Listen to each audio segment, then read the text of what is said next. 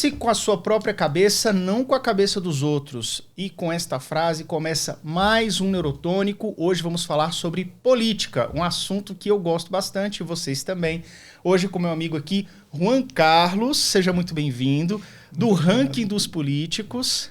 Bom, muito obrigado, Yuri. Mais uma vez estar aqui com vocês. É uma honra poder falar um pouquinho tanto do panorama, tanto do ranking dos políticos, enfim.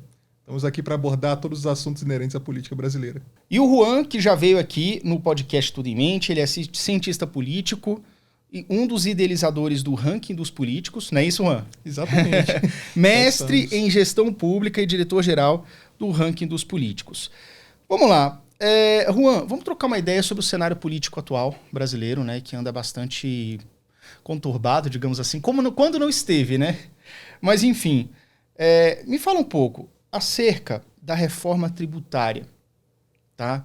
Como é que está o andamento disso, da reforma tributária? A gente teve alguns vetos e resoluções. Conta um pouco pra gente. Bom, a reforma tributária ela já vinha sendo discutida há alguns anos, né? Então, ano passado nós tivemos ali a aprovação dentro do Congresso Nacional de um texto relatado na Câmara dos Deputados pelo deputado Aguinaldo Ribeiro, no Senado pelo senador Eduardo Braga, do MDB do Amazonas. O texto foi sancionado pelo presidente Lula, só que nós temos um texto principal que necessita ainda de algumas partes acessórias, né, para regulamentar, enfim, essa reforma. Nós temos ali o texto principal que já dá as diretrizes de um novo segmento tributário para o Brasil, mas agora falta algumas definições. Então, está se definido nesse momento o que entra na cesta básica nacional, quais são os meandros da tributação dentro do Brasil. Então, nós temos ali algumas frentes parlamentares que estão debatendo essas temáticas mais a fundo. Então, temos ali a frente do empreendedorismo, a frente de comércio e serviços, cada frente debatendo dentro do seu escopo como se dará essa regulamentação. O ministro Fernando Haddad, então, ele prometeu que vai enviar 2 textos de regulamentação ao Congresso Nacional na próxima semana, para, enfim, dar seguimento a essa regulamentação da reforma tributária e cessar o assunto de vez. A cesta básica, ela está em questão, está sendo questionada em que sentido? Eles estão querendo isentar a cesta básica? Como é que é? Nós temos um problema hoje no Brasil onde nós temos ali bombom, por exemplo. Bombom, ele já não é mais bombom. O bombom, se vocês olharem ali na embalagem, ele vem com wafer. Exatamente, como wafer. Da mesma forma, se você vai numa rede de fast food e compra sorvete, você não tem lá sorvete discriminado. Você vê um outro produto que é similar a sorvete, mas não tem sorvete. E por que essa discriminação? Por conta da tributação. Então, hoje no Brasil, a gente tem esse manicômio tributário, onde um produto diz que é outro para poder pagar menos tributo. Então, exato. E nesse momento que se debate dentro da cesta básica nacional é o que de fato se encaixa dentro da cesta básica nacional. Nós temos ali um debate até sobre os produtos superprocessados, né, os ultraprocessados. Então, nugget, por exemplo, ele entra dentro da cesta básica nacional. É um debate que está incorrendo nesse momento. Olha só! Exato. Todos merecem nuggets. Pois é. Encaixa na cesta básica nacional, não encaixa da cesta básica nacional. É um debate que está posto e o Congresso Nacional está fazendo. Entendi. Olha, a gente tem no Brasil, falando em manicômio, nós temos 92 tributos vigentes, se eu não me engano, né? No total. E aí inclui federal, estadual, municipal, taxas e contribuições. Realmente, e uma coisa que eu acho que é muito negativa é que o brasileiro não sabe exatamente quanto de imposto ele paga. Então, por exemplo, a gente sabe que quando você vai nos Estados Unidos, né, quando você compra qualquer coisa, o preço da gôndola é $100. Mas você sabe que você paga aquela taxinha, pelo menos em Miami e Orlando, é 7%, 7,5%. Então, no caixa, você paga $107, que é a taxa ali que você paga no caixa. Então, se o brasileiro soubesse que aquele arroz que ele está comprando, sei lá, por R$40, R$20 é imposto, ou pelo menos R$15 é imposto, e você paga isso na boca do caixa, eu acho que seria até mais inteligente do brasileiro entender que a carga tributária ela é realmente elevada e que o brasileiro precisa ter consciência disso. Você acha que, então, que talvez a classe política, não sei nem se o legislativo ou o executivo, não faz um esforço para tentar tornar as coisas mais claras para o brasileiro? Talvez colocar esse véu sobre o brasileiro seja algo benéfico para o governo? Você sabe, Yuri, nós estivemos em Porto Alegre, nós, Ranking dos Políticos, estivemos em Porto Alegre na última semana no Fórum da Liberdade. para apresentar justamente um manifesto que fizemos dentro do ranking dos políticos, preconizando o fim dos impostos, né, o fim do aumento dos impostos. O nome do manifesto é Chega de Mais Impostos. Nós já temos ali cerca de 20 mil assinaturas da sociedade civil. O governador de Goiás, o Ronaldo Caiado, e o deputado federal Marcel Van Hatten foram os primeiros signatários. E nós afirmamos muito claramente, são 147 dias que a sociedade brasileira paga de impostos ao longo do ano. 147 dias. Caramba. Ou seja, pois é. Quase metade, hein? Exato. É um número muito alto e muito expressivo de tempo que o brasileiro paga de imposto. E isso, observando mundialmente, se a gente for comparar com outros países, o Brasil está em disparada, né? A gente paga o equivalente a impostos a países nórdicos e a gente tem retorno de impostos a países subdesenvolvidos, né? Então, aquilo que a gente paga, a gente não tem de volta. Isso a classe política ela já está observando.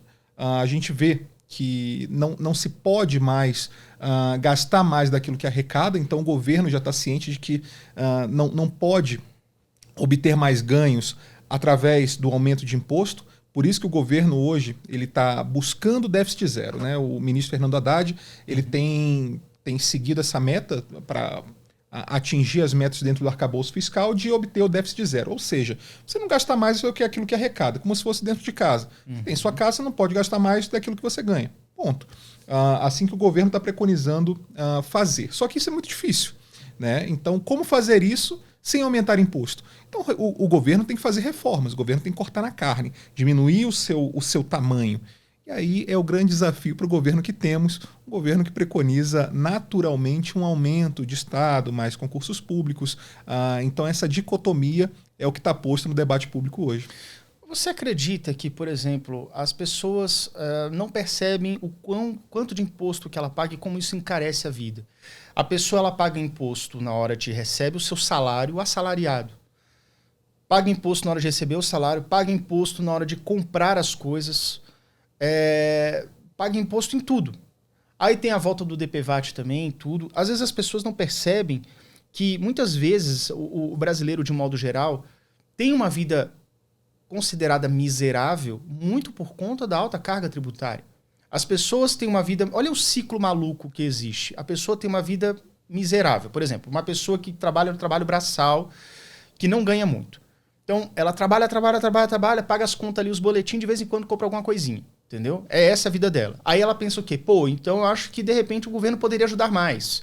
Então eu poderia de repente entrar no plano do governo, de benefício do governo, talvez um Bolsa Família, alguma coisa assim, né? Se for o caso daquela família. Só que para cair no bolso desse trabalhador, saiu do bolso dele de alguma forma, né? Então eu acho o seguinte, de repente se você tiver uma redução geral de carga tributária, o seu salário, que hoje não é muito, ele vai poder comprar mais. A gente não vai ficar tão refém da inflação. E as pessoas muitas vezes não enxergam isso. Não mesmo. O brasileiro, ele naturalmente já nasce acostumado a pagar esse tanto de imposto e por vezes não se dá conta do tamanho de imposto que paga.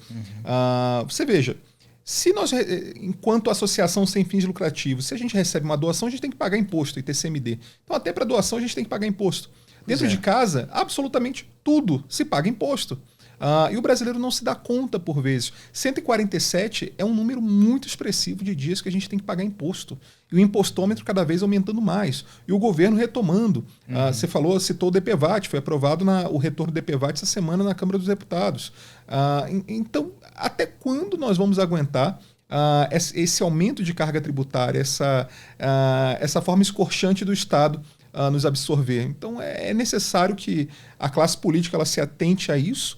Acredito que cada vez mais, pelo menos dentro do Congresso Nacional, os parlamentares eles estão despertando para essa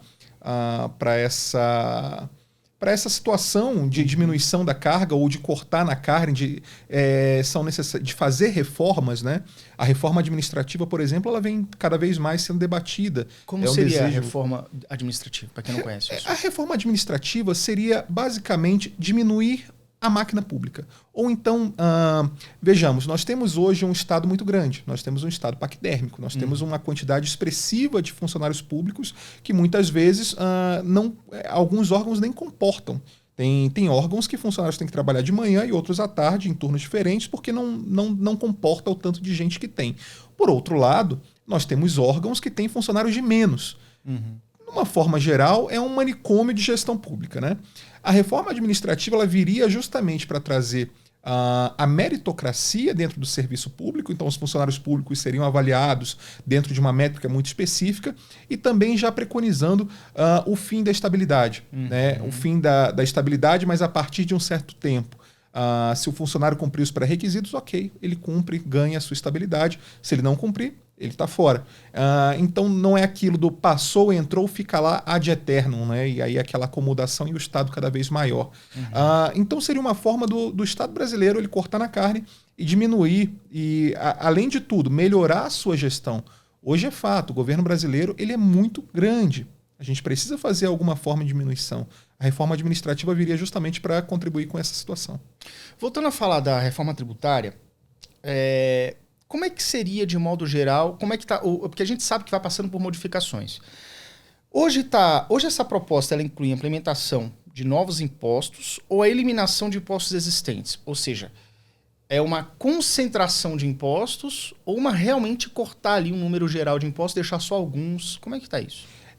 Bom, quando a gente fala da situação tributária brasileira, como eu disse, é um verdadeiro manicômio. Então, o que acontece? Nós eliminamos alguns poucos impostos, alguns poucos foram cortados, alguns outros mudaram de nomes e alguns foram unificados. Essa é a verdade. O que houve ali foi uma grande aglutinação de impostos, né? Eles foram unificados e ali vai ficar dentro da CBS, mas o Brasil dificilmente ele vai cortar. Hoje, a nossa taxa de carga tributária deve ficar ali entre 27% e 31%. Mas a bem da verdade é que nem o governo federal sabe ainda. Exatamente. Não se sabe. Não se sabe ainda qual será o percentual ali da carga tributária que vai ser a carga brasileira. Mas deve ficar entre 27% e 31%. A gente não sabe eu o certo. acho isso alto pra caramba, cara. Mas enfim, é melhor do que já tá hoje, né? Muitos produtos certeza. Têm mais de 50% de imposto. Só de sabermos que imposto a gente está pagando já é um grande facilitador, porque hoje, a bem da verdade, a gente tem um calhamaço de impostos e a gente não sabe bem ao certo aquilo que a gente paga, aquilo que a gente não paga. Como eu disse, até o bombom não sabe, ele tem um problema de existência. O que eu sou? O que eu sou, afinal? O que eu sou? Para onde vou? O próprio bombom não sabe para onde vai.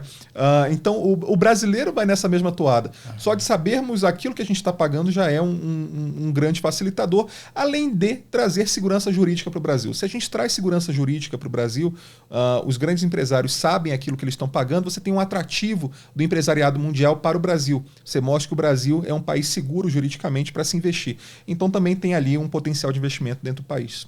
Eu li em algum lugar, nos últimos dias, acerca da questão da segurança jurídica, que parece que a impressão acerca da segurança jurídica do Brasil decaiu aos olhos do mundo nos últimos meses, né?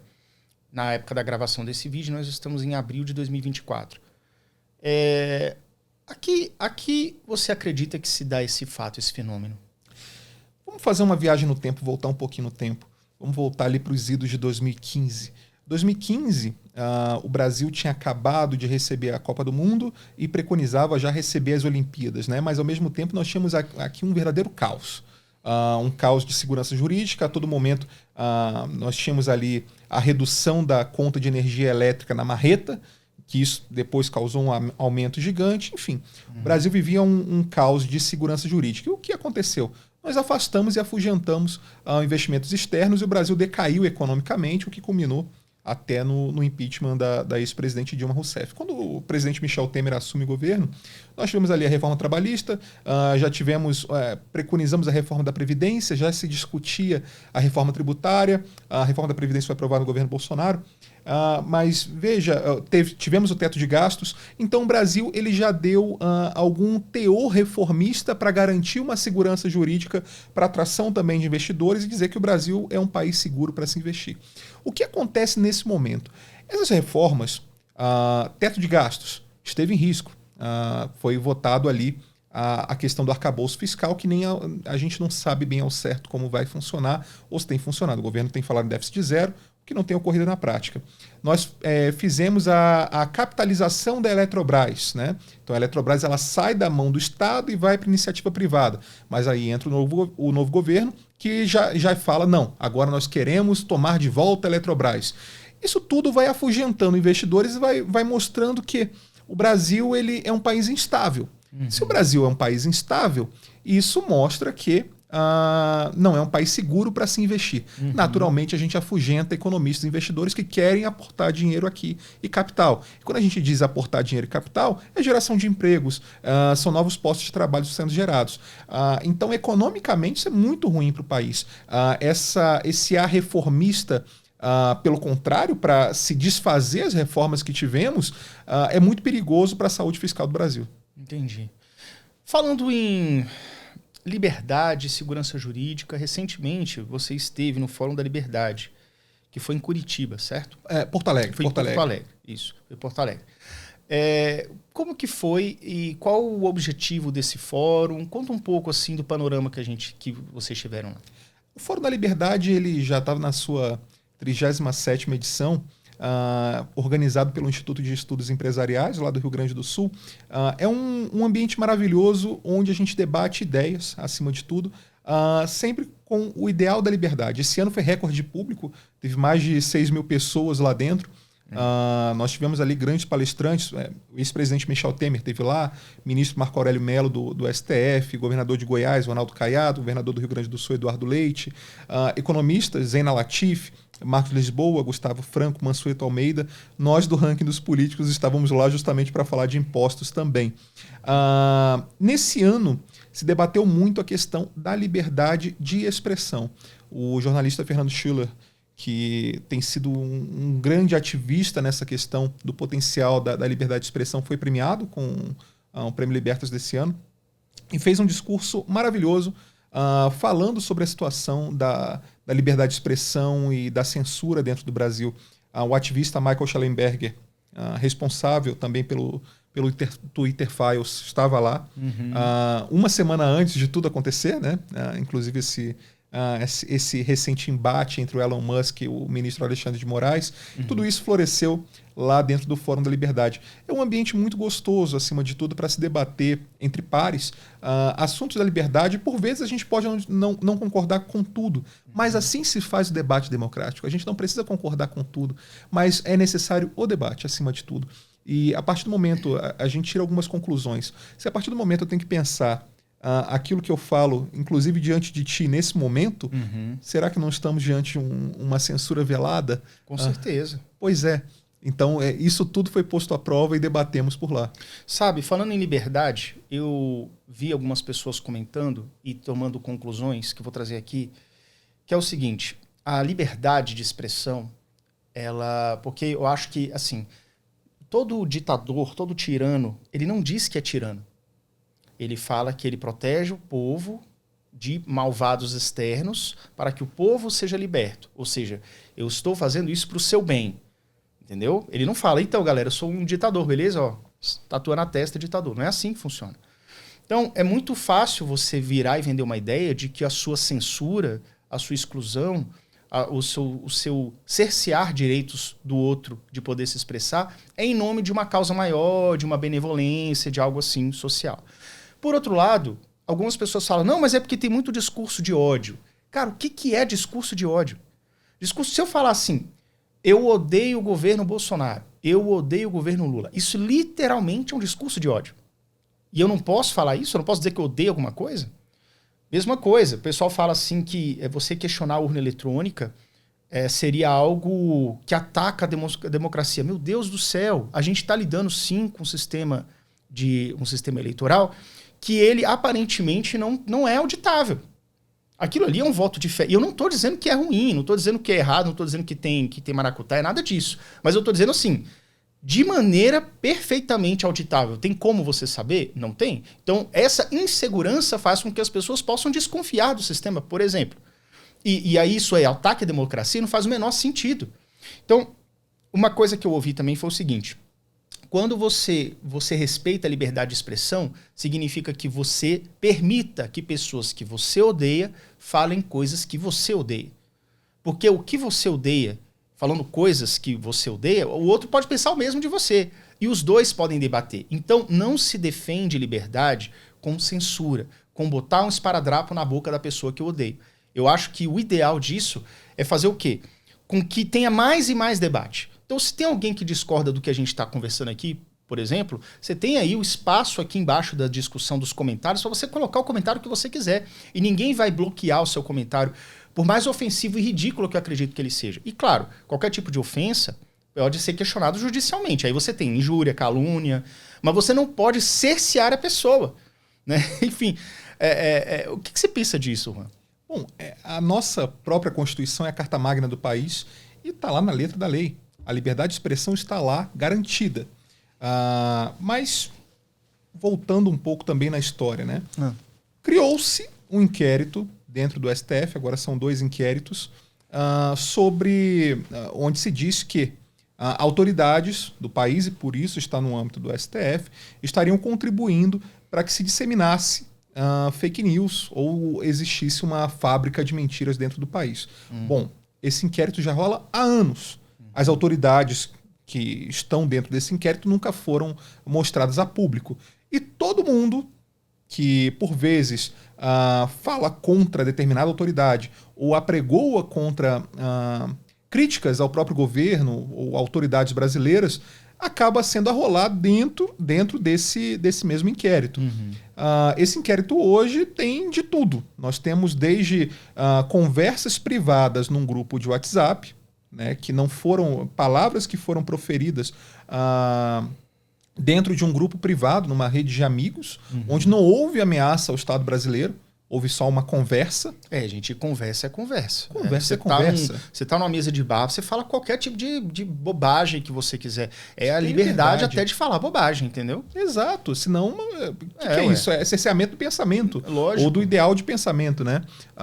Então, existe desde uma conversa privada num grupo de empresários de WhatsApp até o próprio Elon Musk, que foi também arrolado dentro desse inquérito das ditas fake news.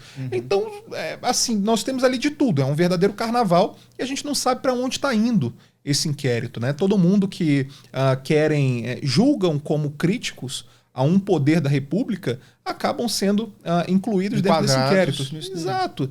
Então, o que temos hoje justamente é um cerceamento até da liberdade de pensamento, da liberdade de expressão. Né? O que a gente pode falar, o que a gente não pode falar. Como eu te disse, a partir do momento que eu tenho que pensar se eu posso falar determinada coisa diante desse microfone aqui diante de ti, isso não é uma censura. Eu não tenho a liberdade para falar aquilo que eu gostaria, que eu não gostaria. Eu posso não concordar com absolutamente nada do que críticos ao governo podem falar ou pensadores podem falar. Eu posso não concordar com eles, mas eles têm o direito de falar. Voltaire já pregoava isso séculos atrás. E está lá na nossa Carta Magna. O direito à liberdade de expressão ele é garantido. Só que hoje nós temos esse problema hoje dentro da República, né, que vai ter que ser resolvido de alguma forma. O próprio, diante desse embate aí do Elon Musk com o ministro Alexandre de Moraes, a gente já vê algumas repercussões, até mesmo dentro do Congresso Nacional. O presidente Arthur Lira, mesmo, da Câmara dos Deputados, já afirmou que o projeto de fake news ele não vai andar da forma como estava. O projeto relatado pelo deputado Orlando Silva, onde... O que você pensa sobre isso? Porque, assim, o presidente da Câmara ele tem certo poder porque ele decide o que vai andar ou não vai andar. Mas quando ele diz não vai andar, significa o quê? Vou esperar a poeira baixar para depois fazer andar do meu jeito? Ou realmente eu estou vendo que tem uma censura... uma censura excedente? Como é que é isso? O presidente da Câmara e o presidente do Senado, Rodrigo Pacheco, eles têm uma concordância muito grande de que precisa haver algum tipo de regulamentação das redes sociais no Brasil, né? Em maior ou menor grau. E aí eles divergem em maior e menor grau. Existe um projeto, que é o 2630, que é o PL que cria até uma agência para poder regular as redes sociais e dizer o que pode, o que não pode, enfim, relatado pelo deputado Orlando Silva, do PCdoB de São Paulo. Esse projeto ele teve a urgência votada e foi aprovada. E quando a gente diz urgência, esse projeto ele passa à frente em toda a tramitação, né? Ele vai direto para o plenário para ser votado. Entendi. Então teve a urgência garantida, mas ele não tinha votos suficientes para ser aprovado. E naturalmente, dentro da Câmara dos Deputados, o presidente da Câmara ele só coloca para votar aquilo que ele sabe que será aprovado. Nós enquanto sociedade civil, conseguimos brecar esse projeto esse projeto ele não foi à votação, era, na verdade, um projeto muito ruim. Né? E esse projeto ele volta aí em discussão justamente nesse embate entre o Alexandre de Moraes e o Elon Musk. Esse projeto volta a ser debatido, mas o presidente Arthur Lira, essa semana, ele dá um discurso e diz que esse projeto ele não sabia para onde ia. Ipsis literis foi o que o presidente Arthur Lira falou, que esse projeto não sabia para onde ia, e ele então cria um grupo de trabalho para poder debater um novo projeto sobre a regulamentação das big techs, das redes sociais. Né? E aí a gente vê, a gente tem que aguardar para ver como esse debate vai existir. É óbvio, o mundo ele já debate o que pode, o que não pode. A gente tem ali a questão da própria inteligência artificial. Então, em campanhas, por exemplo, seria muito fácil colocar o rosto de alguém fazendo algo que ele não está fazendo. O então, tal de deepface, né? O pessoal tem exato. Feito isso, né? Então, a gente não tem uma regulamentação muito exata ainda para esse tipo de ato. Mas são atos de própria calúnia, difamação, como você mesmo colocou. Né? Agora, vai ser um debate muito intenso que a gente precisa fazer e enfrentar. O Brasil ele já é um país maduro para enfrentar e naturalmente a gente vai ter que fazer justamente para combater esses deepfaces e também alguns tipos de ilações que são feitas, principalmente na Deep Web, contra autoridades ou qualquer pessoa dentro do país. Né? Entendi. Mas vamos ver como isso vai se dar. O Marco Civil da Internet, ele já não traz algumas regulamentações? Por que as pessoas querem regulamentar? Porque, assim... As pessoas temem que a internet vire uma terra sem lei. Eu temo que a internet vire uma terra sem lei, porque já é meio sem lei mesmo, mas geralmente pendendo sempre para um lado. Eu achei curioso a fala do presidente Lula recentemente, que ele fez uma palestra que ele estava falando assim, eu quero passar alguma coisa que vai ser proibido mentir no Brasil. Se você mentir, você vai ser preso. E aí os memes foram imediatos. Né? Porque aparentemente o presidente Lula ele costuma mentir com uma certa frequência, né? Ou pelo menos esqueceu o que prometeu, o que falou e no dia seguinte faz o oposto. Então, para mim, ele está se enquadrando nisso daí, porque veja bem, quando você tem uma cegueira ideológica para qualquer um dos lados, isso faz com que você dá poderes para os dois lados. Por exemplo, também percebi que o presidente Lula, recentemente, numa live que ele fez, ele deixou escapar que a polarização era positiva para eles. Aí depois ele tentou se corrigir, falou, não, porque tem que ver, não sei o que, ele deu uma corrigida. Mas por que ele deixou escapar isso? Porque, de fato, quando você tem uma polarização, onde um lado começa a odiar o outro lado, o lado que você ama, ou pelo menos o que você odeia menos, ele ganha uma carta branca para fazer o que quiser. Porque você chega um governo, por exemplo, atualmente o governo Lula, que tem feito algumas coisas que o pessoal não aprova, tem mentido em muitos momentos, de coisas que ele falava de uma hora e na outra mudou. As pessoas simplesmente não enxergam isso e acham que isso está ok. Mesma coisa com o outro lado. Né? O Bolsonaro também não cumpriu várias coisas que ele tinha prometido, etc, etc. Então, enfim, eu acho que isso é nocivo. E uma vez eu vi uma pessoa comentando que o melhor governo possível não seria nenhum dos dois polos. Nem o polo da esquerda, nem o polo da direita.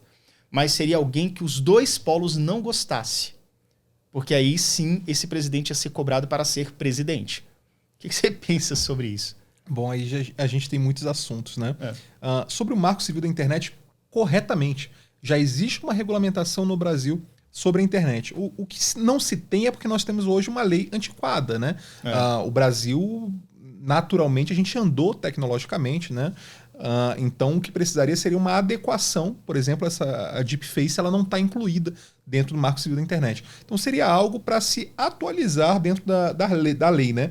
Mas é natural. O Estado ele quer meter o bedelho sempre onde ele não tem domínio. Hoje a gente tem empresa pública que faz chip de boi. Será que o Estado é o melhor órgão para poder fazer chip de boi?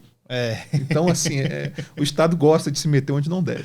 Entendi. Mas quanto ao governo Lula, se a gente for retomar ali George Orwell, a gente tem, na verdade, o que se preconiza é justamente a criação de um Ministério da Verdade. Né? O que pode-se ou o que não se pode dizer. Quem está correto ou quem não está correto. Né? Ou então fale aquilo que eu digo que é correto. Mas será que aquilo que eu digo que é correto é realmente correto?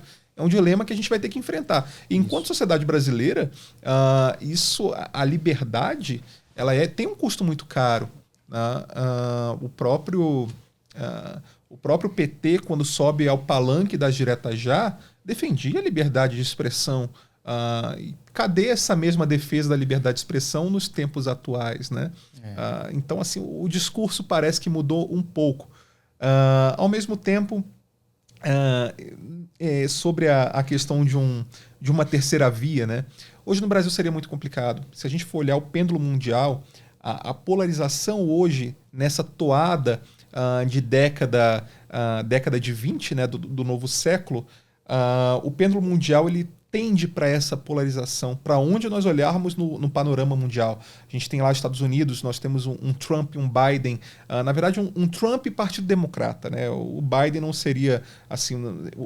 A figura Joe Biden não arrasta multidões, a figura Donald Trump arrasta multidões, mas o Partido Democrata tem suas multidões. A gente tem ali, aqui na Argentina, nosso vizinho, Javier Milei, e os peronistas. Né?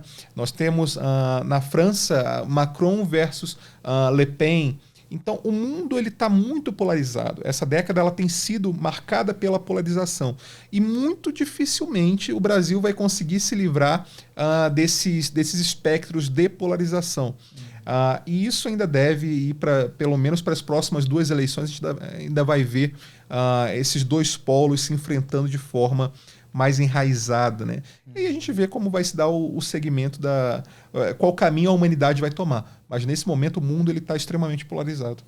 Falando em governabilidade, governança do governo Lula, principalmente acerca da visão que o mundo tem. Você acredita que desde a eleição do Lula 3, né, desde a posse, né, 2023, até agora, abril de 24, você acredita que houve mudanças com relação a como o mundo enxerga o Brasil e as mudanças da política externa? Com certeza. Nós, Ranking dos Políticos, a gente tem uma área de inteligência onde fazemos pesquisas dentro do parlamento para observar tendências da política brasileira em vários aspectos. Então fizemos observâncias sobre reforma tributária, reforma administrativa, visão sobre o próprio governo Lula e fizemos mais recentemente, no mês passado, a visão dos parlamentares sobre a política externa do governo Lula.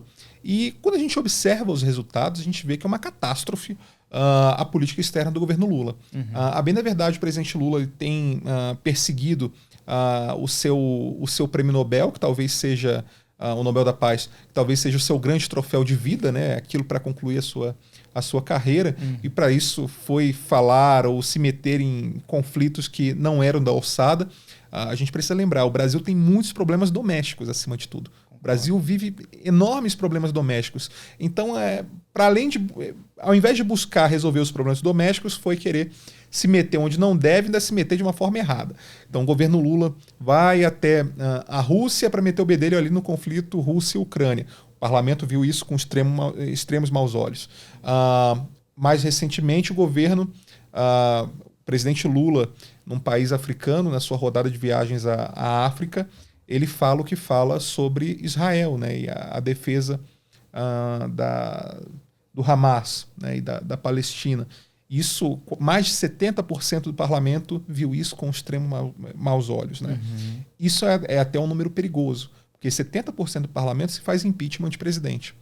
Então, é um número muito assombroso para uma escalada de um político brasileiro. Sim. Mas ele comprou a briga, falou, não, acredito que tenha falado até sem pensar, mas depois ele e o próprio governo mantêm aquilo que falaram, né, comparando os judeus ao próprio nazismo. Foi uma fala completamente errática nesse sentido. E isso, com dados científicos, nós do Ranking mostramos que isso foi visto com extremos maus olhos dentro do parlamento brasileiro. Essa semana, nós do Ranking estivemos na Embaixada de Israel, conversamos com o embaixador de Israel, que também mostrou grandes preocupações, principalmente da aliança hoje do Brasil com o próprio Irã. Eles não enxergam motivações, o que faz o Brasil se aliar a um país como o Irã, já que o Irã não tem matéria-prima, não tem incentivo, não é um grande comprador de produtos e insumos brasileiros, e ao mesmo tempo o Irã está ameaçando atacar Israel. Então por que essa aliança repentina? Então temos aí o Brasil, historicamente o Brasil ele é um player internacional de mediação. Nós tivemos isso é uma coisa histórica, né? É histórico. Oswaldo Aranha, grande diplomata brasileiro, ele garantiu que o Brasil fosse o primeiro a discursar na Assembleia Geral da ONU até hoje, por conta dessa tradição brasileira de ser o grande mediador de conflitos internacionais. Mas a partir do momento que o Brasil se coloca num lado, num polo de uma guerra ou de um conflito, a gente está comprando uma briga que inclusive não é nossa. O Brasil deveria ser mediador, não deveria ser ali um agregador de um polo ou outro. Mas o presidente Lula, tentando se colocar de alguma forma internacional, faz suas escolhas de maneira errada, à revelia do mundo. Uhum. Então é bem preocupante a nossa posição geopolítica nesse momento. Entendi. Cara, realmente eu fico assim, pensando sobre isso, porque, de fato, isso... Às vezes as pessoas pensam assim, bom, atualmente o presidente brasileiro, que é o Lula, tem esse posicionamento. Então vamos esperar o próximo, porque aí o posicionamento pode mudar. Foi o que aconteceu com o Macron com relação ao Bolsonaro. Eles romperam logo no começo, porque as ideias eram muito divergentes. E, enfim, teve várias questões menores aí nisso daí. Mas a gente não pode também esquecer a questão do nosso legado, né? O legado de ser um país que realmente é pacificador e que não costuma tomar um lado, etc., né? Por outro lado, você acredita que seria interessante que o Brasil, de repente, pudesse mudar um pouco a sua postura? Eu vou entrar nesse ponto brevemente, porque, por exemplo, a gente sabe que o falecido Enéas, ele falava sobre a mudança da postura no Brasil, né? Ele até defendia a questão da bomba atômica e tudo, que muito na época as pessoas davam risada, achavam que era um cara galhofeiro e tudo. Mas, no fundo, eu não deixo de concordar com ele na essência, no sentido de você é respeitado pelo poder ameaçador que você tem. Do tipo assim, olha, um país que não tem um exército, que não tem um poderio militar, ele dificilmente vai ser respeitado ou pelo menos temido pelos seus inimigos, ou não, né? Às vezes não tem inimigos, no caso. Pelo menos eu acho que o Brasil não tem inimigos até o momento. Mas eu acho que, de repente, a posição de liderança do Brasil poderia ser maior se ele tivesse, por exemplo, um exército mais bem equipado, uma presença militar maior, ou começasse a se posicionar de alguma forma. O que você pensa sobre isso? O Brasil, há anos, ele vem pleiteando ali uma posição, uma cadeira, um assento permanente no Conselho de Segurança da ONU, né? Nós temos ali um clube de países, das maiores potências, principalmente potências nucleares, dentro do Conselho de Segurança. O Brasil defende uma reforma e uma ampliação desse número de cadeiras. Essa defesa começa ali no governo Fernando Henrique Cardoso, se estende até os dias de hoje. Mas, acima de tudo, se a gente for colocar o Brasil hoje no cenário internacional, o que o Brasil... hoje, a bem da verdade, nós somos um anão diplomático. Diplomaticamente, o Brasil é muito pequeno e até irrelevante nessas questões. Mas se o Brasil pode dizer que é protagonista em algum assunto, é na temática ambiental. O Brasil, se o Brasil dá um show internacionalmente hoje, é na temática ambiental em todos os aspectos. Mas a Amazônia está sendo desmatada, mas isso está sendo feito. Mas olha, a gente tem tecnologia de prospecção de petróleo em rios e mares, sem devastação. Sem devastação. Exato. Nosso grande potencial hoje energético são as hidrelétricas, energia através do rio, né? O Brasil hoje ele tem tecnologia do agro, onde se faz até com reflorestamento, então sem prejudicar o meio ambiente. Então o Brasil hoje dá show internacionalmente na questão ambiental e tinha tudo para justamente ser um grande ator nessa temática ambiental. Uhum. Foi um caminho que ali o presidente Lula até escolheu no início do seu governo 3, né, do seu terceiro mandato, para o Brasil percorrer para se colocar diante do mundo. Ele vai até a França, inclusive, lá num show na Torre Eiffel, coloca o Brasil ali nesse debate. Trouxe a reunião da COP30 no Pará, que vai ocorrer. Reunião do G20 dos BRICS também vai ser no Brasil. O grande debate é a transição energética e, inclusive, o Congresso Nacional hoje, se nós formos olhar as pautas que estão sendo debatidas, a maior parte é de transição energética. É verdade. Então, o Brasil a gente está falando de mercado de carbono, onde projetos de mercado de carbono, onde a gente cede crédito de carbono para grandes empresas. A gente está falando do projeto do combustível do futuro, então já adotando novas tecnologias para se utilizar na questão de combustível. Hoje o Brasil ele é campeão mundial no etanol, né? Mas a gente está falando aí de metanol verde, de hidrogênio verde, de várias formas ali de utilização também de novos combustíveis e desenvolvimento desses novos combustíveis. E quando eu digo novos combustíveis, eu também não estou dizendo só para carro, a gente está falando de querosene de aviação, a gente está falando de combustível para navios de grande porte que também podem vir e gastar menos e ter maior até efetividade nesse transporte de cargas. Então a gente está falando de comércio internacional também. Sim.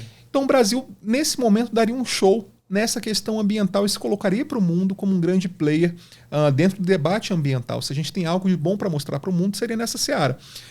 Só que, ao mesmo tempo, a gente percorrer esse caminho belicista, ou se colocando em polos de guerra, quando a gente não tem nem força expressiva para entrar numa guerra, ao meu ver, é até ridículo da parte do governo brasileiro. Não é a melhor estratégia no momento. Não, não é. De fato, não é. Você me falou agora há pouco a respeito do Lula, que a gente sabe que a popularidade dele, pelo menos em tese, caiu. Eu falo em tese porque essas pesquisas eu acho que são sempre meio tortas. Seja para um lado ou para o outro, tá? Eu não confio de modo geral. Mas, vamos lá. Saíram pesquisas recentemente, no início do ano de 2024, dizendo que a popularidade do Lula deu uma queda meio que acentuada, tá? E a gente sabe que queda de popularidade é o primeiro fósforo para você riscar um impulsivo impeachment. A Dilma só caiu primeiro, porque realmente parece que ela realmente infringiu a lei lá da responsabilidade fiscal, mas não apenas isso que causa o impeachment. Então, o impeachment não deixa de ser um instrumento político. É um instrumento constitucional, porém político. Você tem força? Vamos guardar na gaveta. Você perdeu força? Vamos tirar da gaveta. Eu acho que é assim que funciona. Só que a ideia que parece que o Lula não teme muito essa questão do impeachment, pelo menos por hora. Porque existe aí, em tese, uma dobradinha entre o executivo e o legislativo, ou o judiciário, que é a dobradinha Lula-STF, né? A gente sabe também que houve uma certa promessa de campanha de que STF não se colocava amigos, e não apenas colocou amigo, colocou o braço direito e o braço esquerdo, né? Então foi realmente o contrário do que disse na campanha de 22. Mas ok, também é uma coisa legal, foi feito tudo dentro da lei e foi executado mesmo assim. Você percebe que existe essa dobradinha, executivo e judiciário? O que você pensa sobre isso? Na verdade, hoje no Brasil, a gente tem um executivo que não executa, um legislativo que executa e um judiciário que é a instância máxima da República. Essa é a verdade hoje da tríade tá meio dos deturpado o negócio. Tudo deturpado. Os poderes, segundo a nossa Constituição, os poderes deveriam ser independentes e harmônicos entre si. Hoje nós não temos poderes nem independentes nem harmônicos entre si. Hoje o executivo ele tem severas dificuldades para executar. A gente tem ministérios que têm menos orçamento, inclusive, que o próprio Congresso Nacional, que deputados que têm emendas para poder executar orçamento. A gente tem um Congresso Nacional com uma força de orçamento muito grande, e um poderio cada vez maior. E quem tem poder não quer perder poder. Não quer perder poder. Isso é um fato. Então, e um judiciário que agora legisla, executa, faz tudo. Né? A gente precisa de uma reforma, na verdade, que coloque os poderes, cada um na sua caixinha, né, de execução. O presidente Lula ele hoje não teme o impeachment porque, na verdade, ele tem pouco poder. Quem manda a bem da verdade hoje nesse país, em termos de recursos e execução de programas, de orçamento, é o Congresso Nacional. E, ao mesmo tempo, quem tem o poder para julgar, legislar e fazer tudo mais é o Judiciário. Então, eu diria que hoje o poder que tem menos poder é o próprio Executivo, é o presidente Lula, que está ali sendo deixado até como, por várias vezes, uma verdadeira rainha da Inglaterra. Ele pode muito, ele ladra, mas não morde. Uhum. Ele diz que vai fazer, mas, na verdade, não executa. Eu até te desafio. Você consegue dizer um programa novo que o governo tenha criado, alguma coisa que o governo tenha feito? Mudou o nome das coisas que já tinham sido mudadas o nome do governo anterior, né? Voltou a Bolsa Família, voltou aquele Minha Casa Minha Vida, e ficou por isso. Não tem mais nada. Não tem nada. O governo não consegue fazer e nem executar absolutamente nada. Tudo tem que passar pelo Congresso Nacional, que tem hoje também um grande poder, principalmente financeiro e monetário. Nós tivemos ali alguns programas que foram idealizados, o próprio arcabouço fiscal, né, que substituiu o teto de gastos, Mas isso veio com o Congresso Nacional. A gente teve a reforma tributária. A reforma tributária não vem do governo Lula, a reforma tributária vem do Congresso Nacional. Isso. Então tudo vem do Congresso Nacional, né? A bem da verdade. O que a gente precisa enfrentar hoje é justamente essa reforma dos poderes, né? Tentar enquadrá-los ali, cada um no seu eixo, cada um no seu poderio. O judiciário ele tem o poder de julgar, mas dentro da esfera constitucional, o que é válido e o que não é válido. O poder legislativo ele tem que legislar e fiscalizar. Só que o legislativo hoje está executando. E o poder executivo, como o próprio nome diz, ele tem que executar. Por um lado, isso é muito bom em alguns momentos, porque a gente acaba freando o poder executivo, né, em suas searas mais tirânicas, né? Mas, por outro lado, o Congresso Nacional não consegue frear o Poder Judiciário, porque nós temos ali vários parlamentares que têm rabo preso do outro lado da Praça dos Três Poderes, ali no Judiciário. Pois é, cara. Eu percebo isso muito claramente. Até porque as queixas que a gente tem com o Judiciário, que tem ganhado cada vez mais poder, as pessoas cobram, pô, mas cadê o Senado para tirar a cabeça de fulano que tá cruzando a linha? E aí a gente vê assim, pô, beleza, o Senado, de repente, ele não tem interesse, porque ele também sabe que teria a perder. Então, assim, um não mexe com o outro, os três poderes vão fazendo coisas erradas que prejudicam a população, nada acontece e isso vai ganhando força. Por exemplo, você falou do poder econômico do próprio Congresso Nacional, que eu fiquei espantado com essa informação. Muitas vezes tem deputado, tem parlamentar, que tem mais emenda, tem mais poder de financeiro do que um ministério do executivo, sendo que isso não deveria nunca acontecer, né? O executivo executou, ele tem o orçamento, ele tem o dinheiro, ele vai alocar os seus recursos ao bel prazer de quem está na cadeira no momento, que é o presidente Lula. Agora, por exemplo, você não acha que isso não foi uma coisa que esses erros deveriam ter sido revistos no passado? Por exemplo, a emenda do relator, que o pessoal chama de orçamento secreto, dependendo de quem está no cargo. O que você pensa sobre isso? Aí não é dar poder demais para o Congresso? Você vê, há 10 anos atrás era impensável imaginar que um ministro de Estado tinha que ir até um parlamentar para pedir recurso. Né? Na verdade, era o contrário. Um parlamentar que ia até o ministério tal, com prefeitos, vereadores, para poder pedir recurso para aquela localidade. Não, hoje o que acontece é o oposto. A gente vê ministros muito mais vezes indo até o Congresso Nacional pedindo recurso. Lógico, isso começou a acontecer ali no governo Michel Temer. Certo. Michel Temer ele fez um acordo com o Congresso Nacional. O Temer ele é parlamentar de longa carreira, né? Não à toa foi presidente da Câmara algumas vezes, mas o Michel Temer ele começou a dar poder para o Congresso, empoderando o Congresso. Ele fez um governo que ele mesmo chama de semipresidencialista, né? Ele compartilhou a própria presidência com o Congresso Nacional. Isso cada vez mais foi aumentando. Quem tem poder não quer perder poder, ele quer ganhar poder. E foi dando uma alçada muito grande ao Congresso, a tal ponto que hoje o Congresso é ali a chave do orçamento com muito mais vultuosos recursos do que antes, né? Do que nunca antes na história desse país, como diz o nosso atual presidente da República.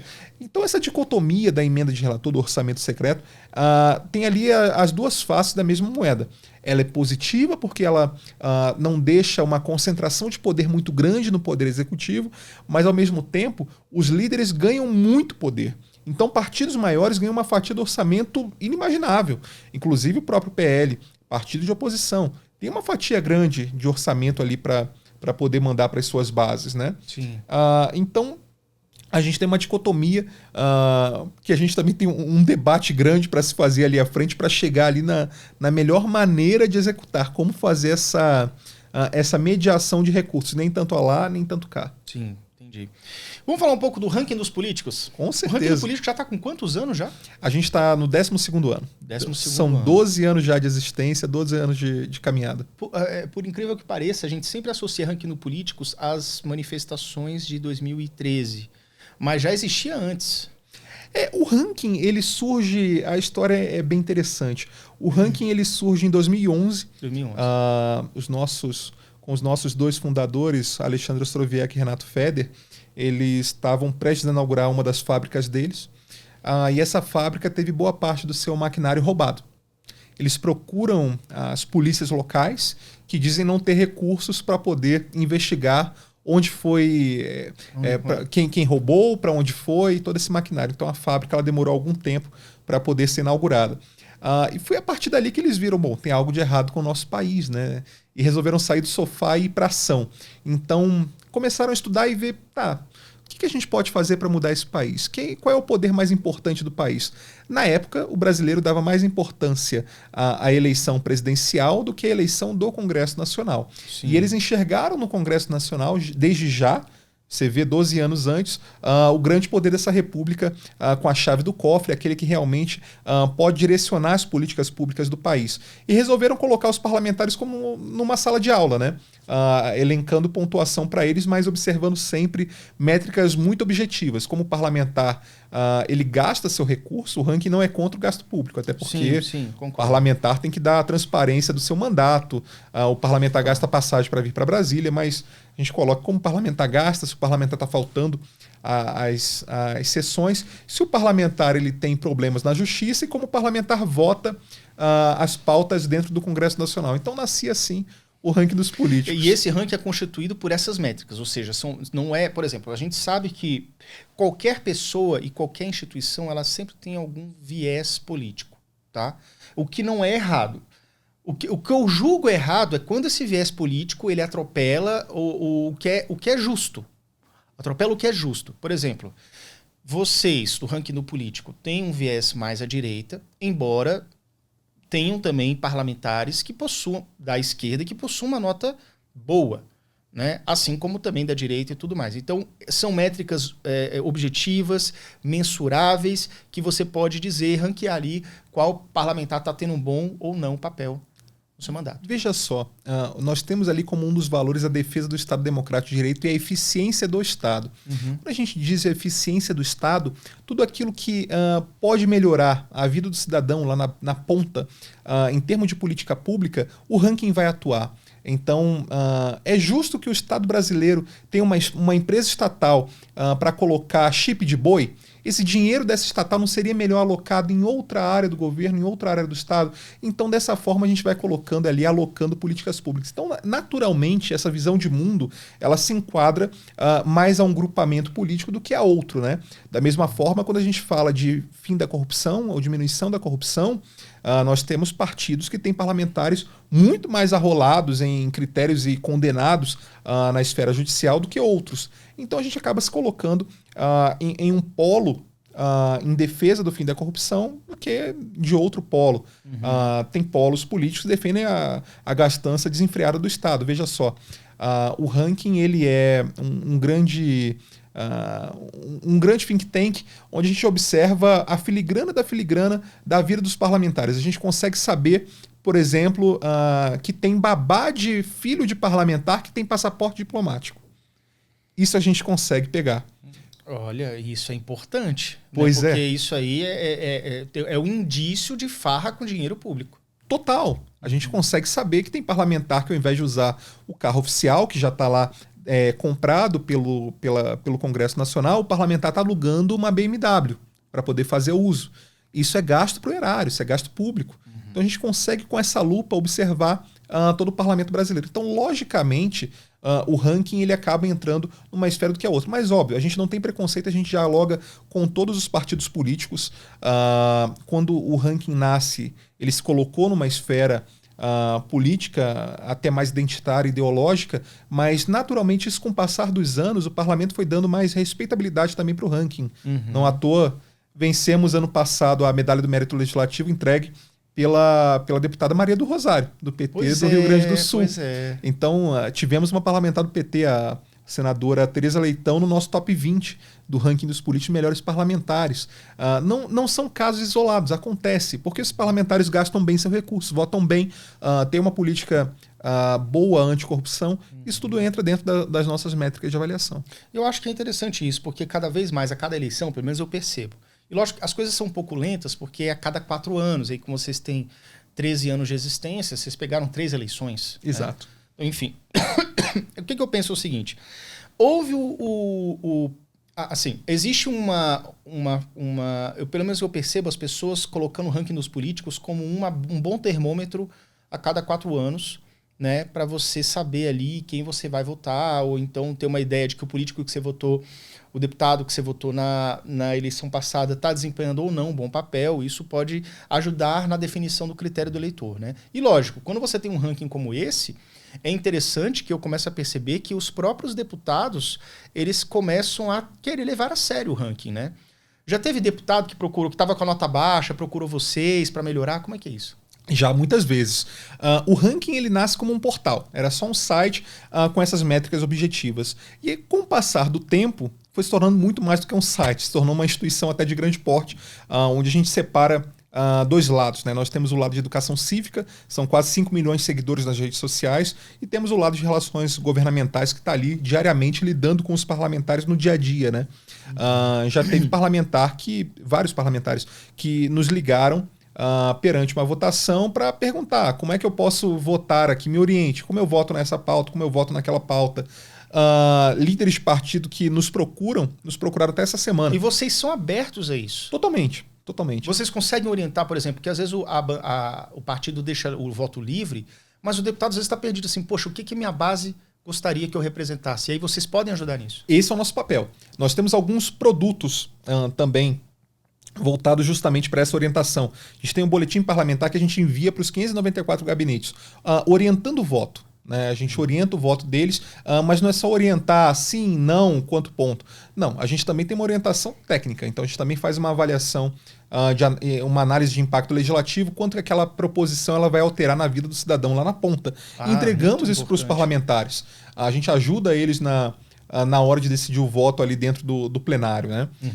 Então, esse é o funcionamento da nossa área de inteligência dentro do ranking dos políticos. E assim a gente vai fazendo a nossa vivência. Mas já teve diversos parlamentares que nos procuraram, estavam lá embaixo, nos procuraram, deram praticamente a chave do gabinete deles para que a gente pudesse orientar eles como eles poderiam melhorar dentro do ranking.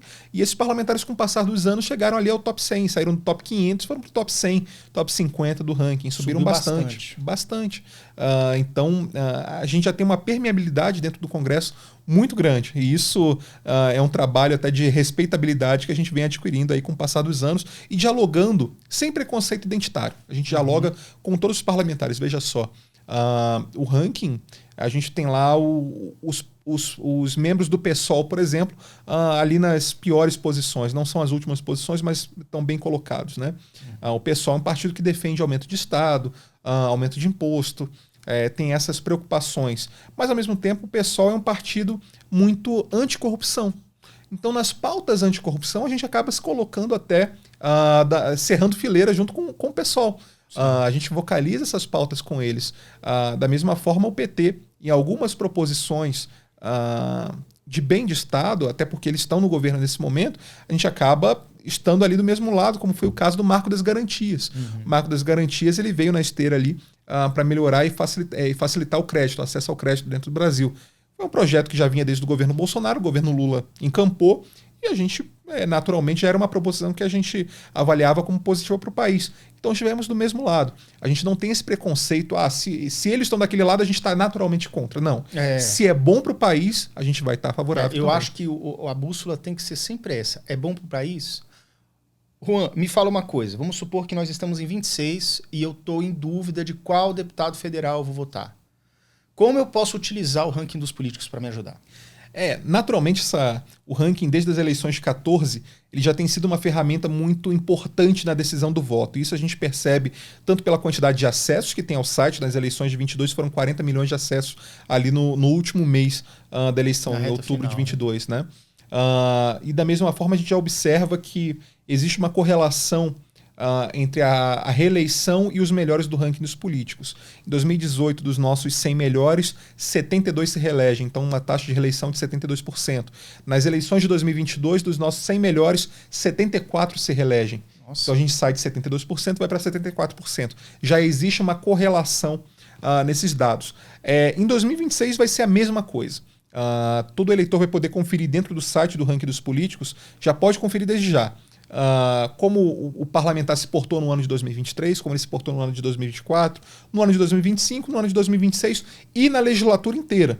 Porque a gente também vai ter a média ali dos 4 anos de legislatura, como ele se portou dentro desses 4 anos. Porque um parlamentar pode ir bem, muito bem num ano, pode ir não tão bem num outro ano, mas o eleitor ali no momento da sua decisão, ele pode comparar todo esse histórico, né? Pode olhar não só a foto, mas o filme todo. Exatamente. Teve o prêmio Ranking dos Políticos, que o último ocorreu em dezembro de 2023. Ele é um prêmio anual? Anual. Anualmente a gente premia. Então, o último foi em dezembro de 23 e teve um resultado interessante que o PL foi o partido com o maior número de parlamentares premiados, 51. A que você atribui esse destaque do partido e como funciona o ranking? Bom, vamos lá. O ranking dos políticos, ele tem ali vai de 0 até 10, né, como se fosse uma nota de escola, né?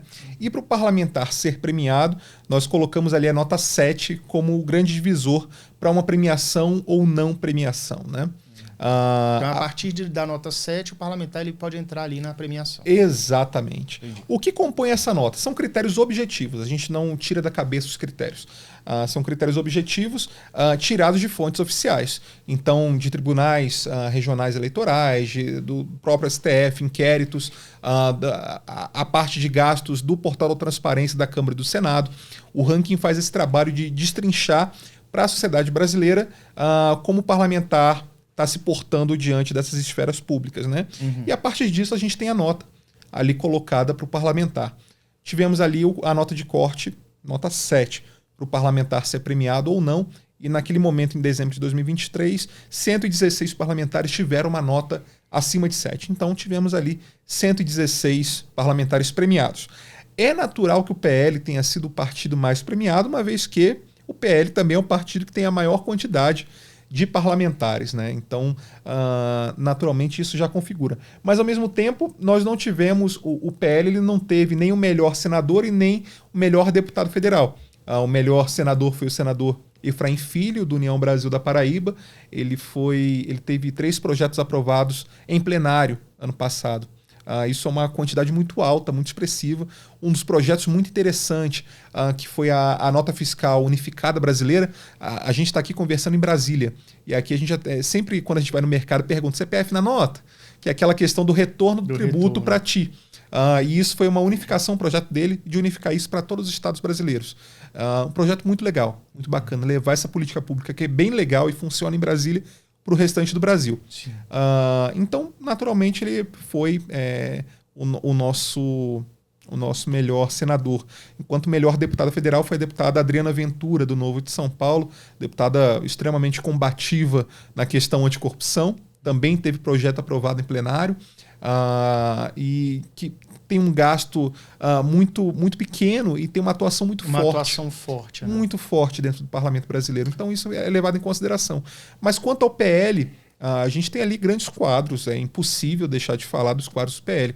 Temos ali grandes quadros que estão postos. A gente tem ali o deputado Luiz Felipe de Orleans Bragança, presidente da Frente Parlamentar do Livre Mercado. Nós temos o deputado Luiz Lima, que é um dos deputados que mais fala em tribuna e que mais combativos em plenário.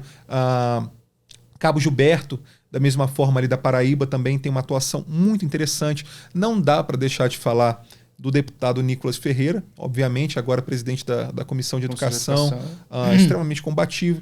Então tem parlamentares que eles figuram ali entre os melhores, naturalmente, dentro do PL. Falando um pouco sobre a questão do papel da imprensa, a gente sempre ouve um trocadilho, uma expressão de que a imprensa seria o quarto poder. Eu acredito que isso veio mudando ao longo dos anos, até com a internet, que a internet ela trouxe informação descentralizada e distribuída. Então, tem opiniões da imprensa que a gente começa a questionar e dar mais atenção aos opinadores livres da internet, por exemplo. O que você pensa sobre o papel da imprensa hoje, em 2024? Bom, durante o governo Bolsonaro, nós observamos uma diminuição da empregabilidade do recurso público dentro da imprensa tradicional brasileira. Então, a Globo, por exemplo, perdeu muito em arrecadação de dinheiro público durante o governo Bolsonaro, e assim foi com outras emissoras naturalmente, né? E quando Lula assume, a curva percentual desse mesmo investimento na imprensa tradicional, ela é completamente ascendente. O governo vem empregando cada vez mais e mais recursos nessas empresas tradicionais de imprensa. E é muito difícil que nós tenhamos uma imprensa que está ganhando tanto mais recursos vultuosos por parte do governo que fale mal desse próprio governo, que está aportando dinheiro ali, né? Você não fala mal do teu patrão, né? Não tem como. Assim. Nós tivemos um caso essa semana da própria jornalista Daniela Lima, onde ela foi criticar o Elon Musk e falou, bom, nós estamos ali numa rede social que é controlada por um bilionário e ele é que diz o que pode, o que não pode, porque ele tem um recurso, ele que aplica ali. Bom, a gente tem da mesma forma as redes tradicionais de imprensa, onde nós temos ali um grande empresário que também diz o que pode, o que não pode ser falado, a revelia do Ibope. Se o Ibope está dizendo, olha, você pode, continua nesse assunto, fale mais desse assunto, naturalmente você vai falar mais daquele assunto que de outro, né? Isso. Então é uma rede livre? Não diria. Então, nem tanto ao céu, nem tanto à terra. E é muito difícil que hoje nós tenhamos uma rede que fale mal do governo recebendo esses recursos. Mas, se a gente for perceber, a rede, a comunicação e a forma de imprensa tradicional que nós tivemos no Brasil ao longo de todo o século XX, né? E quando a gente diz século XX, a gente tem a mídia escrita, falada e televisiva, né? Tanto rádio, jornal, televisão. Essa mídia vem caindo em desuso. Hoje nós temos o grande poder que é isso aqui. É verdade. Então, tanto é assim que a gente está conversando até num próprio podcast. Então, a mídia tradicional, dita tradicional, ela vem perdendo força dentro do Brasil. Ainda é muito forte, principalmente nos grotões do Brasil, ali no grande interior do Brasil. Mas ela vem perdendo poder. E quando ela vem perdendo poder, é sinal de que o brasileiro ele desperta para novas formas de ideologias, novas formas de comunicação e, acima de tudo, vem questionar no que eu posso acreditar. Será que esse jornalista está falando a verdade ou não? Ou será que o outro está falando a verdade? Em quem eu devo acreditar ou não? O brasileiro passa a ter liberdade acima de tudo. Entendi. Falando um pouco agora sobre um pouco de cenário internacional. A gente sabe aí que hoje, né, esse ano a gente vai ter eleição nos Estados Unidos, né? Como é que você está vendo o embate aí? Você está vendo o Donald Trump mais forte ou mais fraco? Como é que você está percebendo essas coisas? Bom, tivemos Joe Biden eleito ali na esteira da pandemia, né? O Joe Biden ele acaba se elegendo com uma diferença pequena, mas foi eleito presidente dos Estados Unidos. E ao mesmo tempo a gente percebe um presidente muito antiquado para o pensamento do século XXI. O ex-presidente Donald Trump ele já criticava muito isso no então presidente Joe Biden, né, por esse arquétipo arcaico, essa figura mais envelhecida do Joe Biden. E nesse momento de mundo, onde a gente tem conflitos em todas as partes do globo, os Estados Unidos sempre se colocou como a grande polícia do mundo, né? E é nessa esteira que o Trump se coloca. O Trump ele se vende, bom, no meu tempo eu consegui acabar com a Al-Qaeda, Hamas, não tinha poder, eu dialoguei com o Kim Jong-un, eu dialoguei com o Putin, todos me respeitavam, e todos respeitavam os Estados Unidos, agora não respeitam o Joe Biden. Então o Trump vem nessa esteira da política internacional e ao mesmo tempo na política doméstica. A economia dos Estados Unidos, ela, apesar de ter uma nítida melhora, principalmente na questão do desemprego, ainda nos grandes grotões, nos cinturões mais aprofundados do interior americano, essa mesma melhora ela não é identificada. Então esse eleitor ele já se imagina num eventual governo Donald Trump novamente como uma nova forma de melhoria da economia americana. Então o Trump ele já se coloca ali à frente do Joe Biden, principalmente nas pesquisas americanas, óbvio. Os Estados Unidos ele tem uma configuração de eleição muito diferente do Brasil. Nem sempre quem vence no voto, quem tem mais voto é quem leva a eleição. Tem isso, né? Porque tem os delegados pelo Estado. Exatamente, a gente tem que olhar pelos estados. E quando a gente observa os estados pendulares, aqueles que decidem a eleição, o Trump ele tem uma larga vantagem sobre Joe Biden. Então é possível que a gente veja aí um segundo governo Joe Biden. Ao contrário do Brasil, o Trump, se vencer a eleição, ele não pode concorrer a um terceiro mandato. Lá não se pode. Ele já cumpriu um mandato, apesar de não ter sido um mandato seguido, ele cumpriria um segundo mandato e não poderia ir para um terceiro mandato. Então o terceiro mandato ele é vetado, não é uma coisa assim, uma atrás da outra, mas não pode mesmo. Não Por pode exemplo, mesmo. O Lula ele poderia ir para um Lula 4. Poderia, naturalmente poderia. Lá não se pode, isso por conta do presidente Theodore Roosevelt. Perdão, não foi o Theodore Roosevelt. Isso se deu por conta do presidente Franklin Delano Roosevelt. É sobrinho do Theodore. O Franklin Delano ele ficou 4 mandatos seguidos. E a partir dele mudaram a Constituição e ali não se permitiu mais a reeleição, mesmo que de forma não sequencial. Então o Trump ele pode ir para um segundo mandato, mas ele não poderia continuar. Eu acho que isso é salutar. Ter a reeleição. Esse debate da reeleição está posto, inclusive, no Brasil.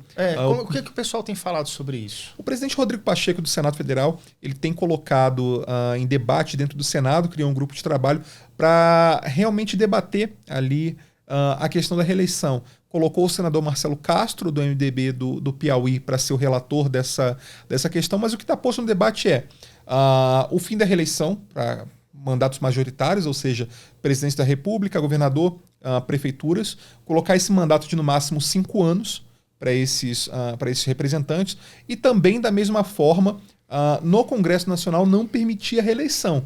Então, no Congresso, o mandato de senador subiria de 8 para 10 anos, na Câmara dos Deputados subiria de 4 para 5 anos, mas não poderia a reeleição sequencial.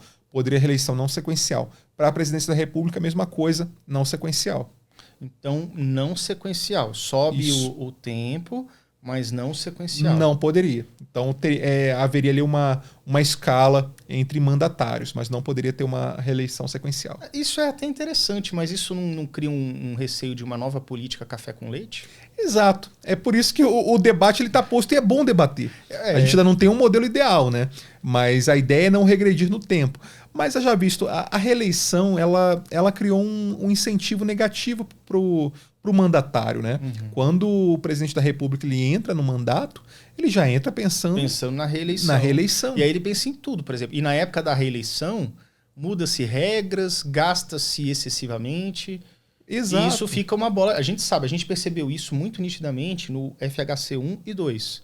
O FHC 2, tudo bem, que teve uma coisa que eu acho que foi muito importante, foi a desvalorização do real. Né? O real estava 1,22 ou 1,18 e foi para 1,90. Coisa de semanas, entendeu? Mas é pouca diferença hoje, mas tipo, isso quase dobrou o valor do dólar, né? Então, é muito, muito importante esse aumento. Então, assim, agora, de fato, existe isso, porque isso é ruim para a nação, porque parece que o presidente ele entra hoje preocupado em se manter no poder, fazer uma reeleição, deixar um sucessor. Por exemplo, Lula 1, 2 deixou Dilma. Aí depois Dilma, querendo ou não, mesmo que tenha sido deposta, preparou o terreno para o Lula 4, para o Lula 3, por quê? Porque também foram 15 anos ali. Você tem 15 anos de uma máquina trabalhando, você tem 15 anos de, querendo ou não, um trabalho que a esquerda costuma fazer muito bem, a questão do trabalho ideológico, de doutrinação ideológica. Eu coloco a palavra doutrinação nem como algo pejorativo, mas como algo concreto mesmo, que tem acontecido. Né? O que você pensa sobre isso? Falar sobre essa questão de doutrinação. Você acha que existe mesmo? É pesado? Deveria parar? Como é que é isso? Eu sou contra essas temáticas de reeleição. O próprio autor da PEC da reeleição, o ex-presidente Fernando Henrique Cardoso, já se colocou contra também. Ele disse que um dos maiores erros, já fez um meia-culpa. Foi na época dele que teve a reeleição. Exato. Não era permitido. Não era permitido. Constitucionalmente não era permitido. O Brasil, a nossa Constituição, ela criada em 88, ela se coloca de maneira mais parlamentarista do que presidencialista. E ela coloca que haveria uma revisão tempo depois para que o Brasil decidisse qual regime político deveria seguir. Ali em 93 optou-se pelo presidencialismo. Inclusive o brasileiro foi às urnas e votou, né? Se você queria o parlamentarismo, o presidencialismo ou a monarquia. Então, e o presidencialismo ganhou de fato. Mas preconizava-se que o presidencialismo não teria reeleição e o mandato seria fixo. Em 97, o governo Fernando Henrique ele propõe a PEC da reeleição e teve grandes escândalos, inclusive de reeleição, de compra de voto na emenda da reeleição. Reeleição passa. Anos depois, quase 20 anos depois, o presidente Fernando Henrique ele escreve uma meia-culpa dizendo que foi um dos maiores erros dele. E, de fato, também acredito que tenha sido.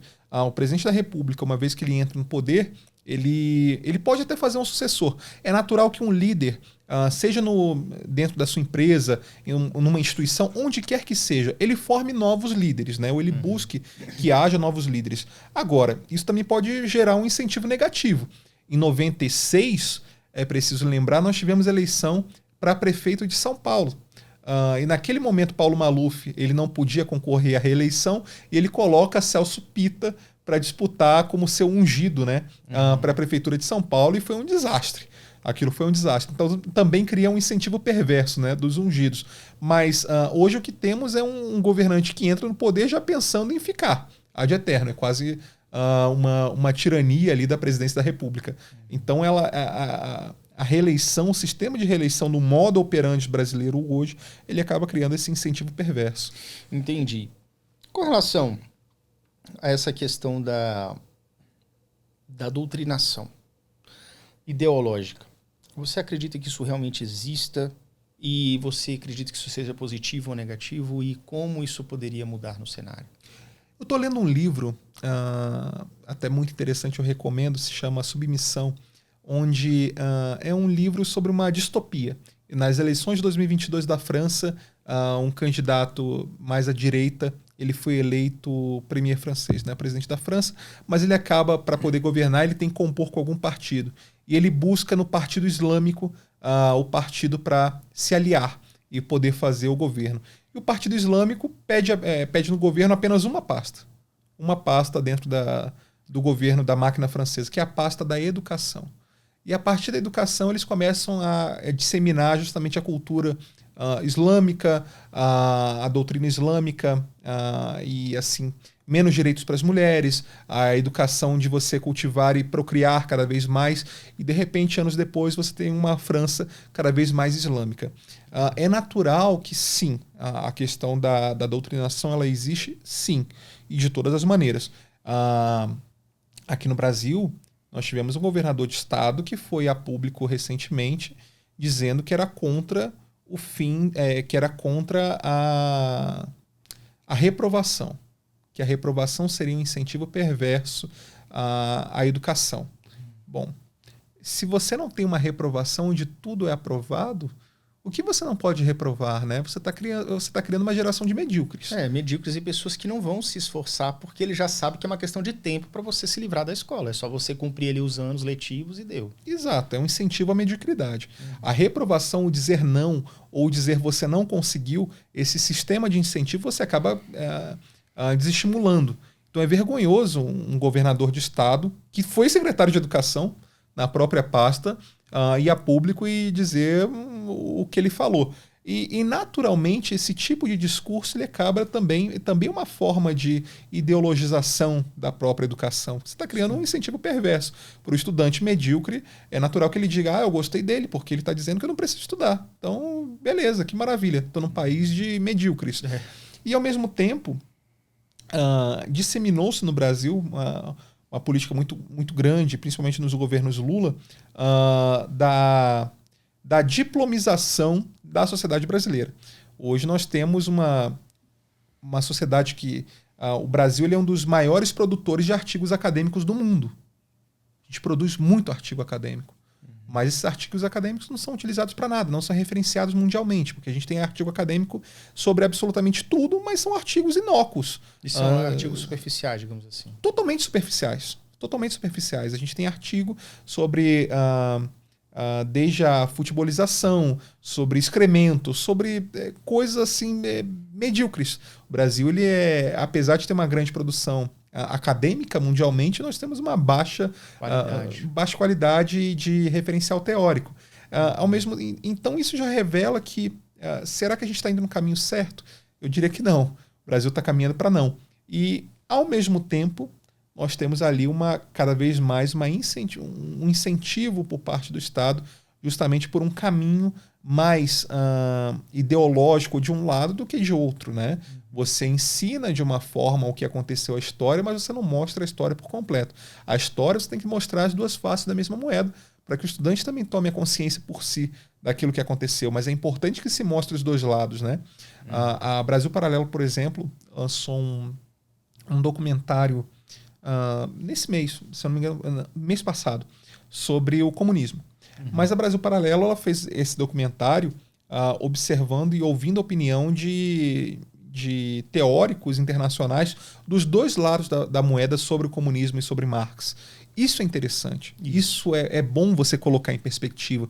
Porque daí você tira as próprias conclusões. Agora, quando você só ouve um lado em detrimento do outro, naturalmente você tem ali um aculturamento até perverso da sociedade.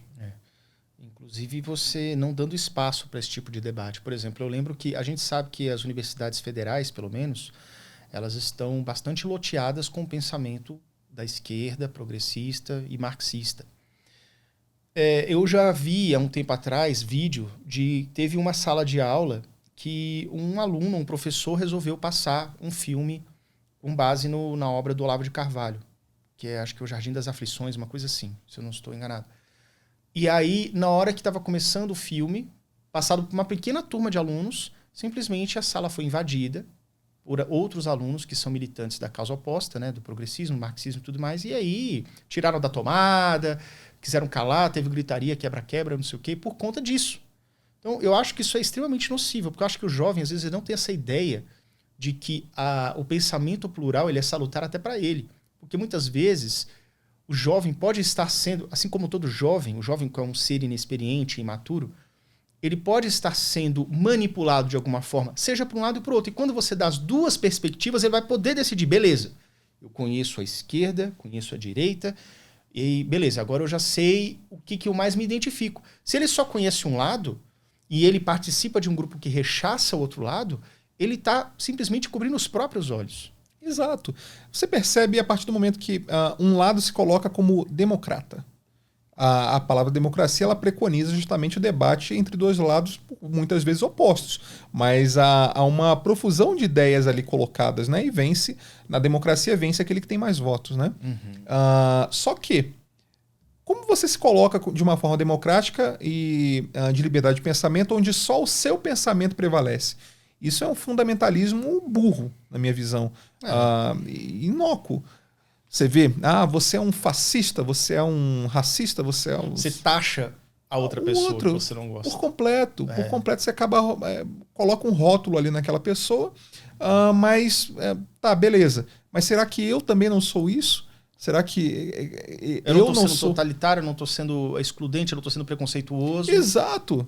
A pessoa se colocar justamente nesse quadradinho e por muitas vezes não se enxerga, né? Então esses ditos defensores dessa pretensa democracia por várias vezes são, na verdade, os próprios fascistas, né? Você acredita que, por último, você falou a questão do Islã que foi colocado na sociedade francesa há muitos anos e aquilo vem gerando frutos dessa questão da pauta da educação e tudo mais. Você acredita que o Ocidente, de certa forma, ele está em queda? Ou está existindo uma coisa mais homogênea, onde Ocidente e Oriente daqui a alguns anos vão se confundir e se misturar? O que você pensa sobre isso?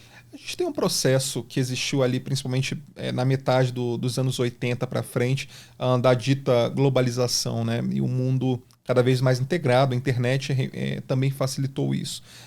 Essa é um debate que se colocou mais à prova na década passada, inclusive pela questão dos refugiados, né? Cada vez procurando mais países.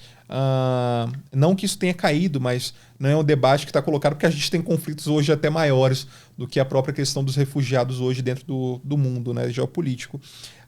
Mas é natural que a gente veja cada vez mais um mundo de fato integrado. Se a gente for observar hoje no Reino Unido, o próprio primeiro-ministro ele é filho de imigrantes, o Rishi Sunak, filho de imigrantes. Então, isso já está colocado dentro do mundo globalizado, o mundo cada vez mais com sociedades mais diferentes. Hoje, a gente tem uma colônia grande de brasileiros e latinos dentro dos Estados Unidos e o voto latino ele já influencia muito fortemente dentro da eleição americana. Então, essa é uma tendência que veio para ficar e cada vez mais a gente vai ver o mundo aí com várias faces. Juan, todas as pessoas que vêm ao podcast Neurotônico, ao final eu peço que deixe uma mensagem do seu coração. O que você gostaria de falar para quem está ouvindo a gente aqui hoje, nessa câmera aqui? Apesar dos pesares, não desistam do Brasil. O Brasil ele tem grande potencial. O Brasil, se a gente for olhar em perspectiva, O Brasil de hoje é muito melhor do que o país que foi, né? O país onde eu nasci, hoje o Brasil é um país muito melhor e a gente tem a expectativa que seja um país cada vez melhor, apesar dos pesares. Então, a minha mensagem é justamente para que a gente não desista, que a gente tenha confiança, que a gente trabalhe junto, buscando essa melhora de país cada vez mais. Buscando dias melhores, né? Exatamente. Tá e eles certo. chegarão. Juan, eu quero agradecer muito a sua participação aqui, tá? Foi um papo incrível, um papo atual. Né? Você é a segunda vez que esteve aqui. Eu espero que nos próximos meses possa vir também para a gente trocar uma ideia, tomar um café aqui, trocar uma ideia sobre o cenário político que vai estar daqui a alguns meses. Não, com certeza. A gente tem eleição municipal aí em vista, tem muito assunto aí para tocar e quando quiser, tô aqui de volta. Vamos junto. E para quem quiser seguir você nas redes, como encontrar você? Como é que é? Bom, o Ranking dos Políticos é só acessar políticos.org.br, é só jogar Ranking dos Políticos nas redes sociais e a minha pessoa é só jogar Juan Carlos Arruda nas redes sociais, também é fácil de encontrar. Entendi. Então é isso, ó. Se você quiser saber exatamente qual foi o endereço que ele falou aqui, não se preocupa, porque já está na descrição do vídeo, clica na descrição que vai estar lá os links do Ranking do Político, dos Ranking dos Políticos, vai estar também o pessoal dele para vocês poderem ir lá seguir e trocar uma ideia, né? É isso. Não se esqueça de curtir esse vídeo, comentar aqui o que você achou, seu comentário é muito importante, compartilhe esse vídeo, se inscreva aqui no canal também, porque em breve sairão os cortes dos melhores momentos. Vejo você no próximo podcast Neurotônico. Valeu, até logo e tchau, tchau.